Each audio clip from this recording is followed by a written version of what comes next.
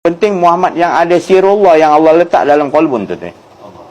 Dalam diri-diri kita semua ada. Laqad ja'akum rasulun min anfusikum azizun 'alaihi ma anittum harisun 'alaikum bil mu'minina raufur rahim.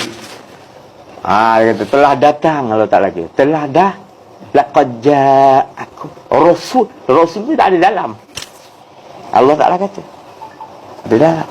Perhatikan. Nampak ke? Belum kenal, cari siapa dapat jumpa untung. Di situ alat kenderaan yang Allah letak sirullah Nur Muhammad tu juga nama dia.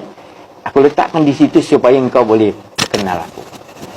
Untuk sampai kepada aku tu harus kau tengok wafi anfusikum, dalam diri kau ada segumpal tu tadi daging, dalam tu nama dia kolbun, tu nama dia daging tu kolbun, dan dalam tu ada istana. Kau jumpa orang dalam istana tu, itulah sirullah Nur Muhammad yang Allah Ta'ala letak special pada diri setiap manusia.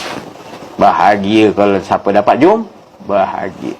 Jadi sebenarnya bulan Rabiul Awal ini, hari ini dianugerahi kepada kita faham apa itu dalam.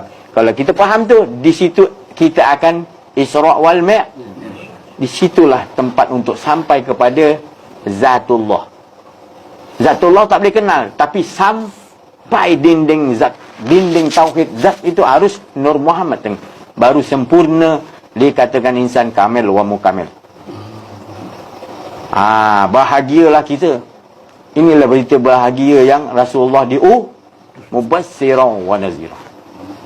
Yang dah jauh sekarang ni kita dah dimomokkan dengan ilmu-ilmu. Bukan ilmu yang lain saya cakap tu tak betul, tapi ini yang asli, yang asliah yang Rasulullah ajarkan dulu 13 tahun.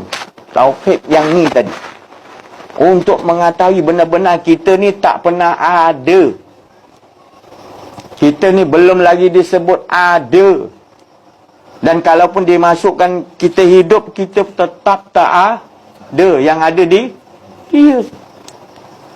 Sebab tu kalimat sakti yang kita baca mula-mula adalah la ilaha il ataupun asyhadu al, mengaku betul-betul tak ada, aku tak ada, semua tak ada, tapi kita hanya menyampaikan melalui mulut kita tanpa mengimani, tanpa meyakini, tanpa membedah siasat.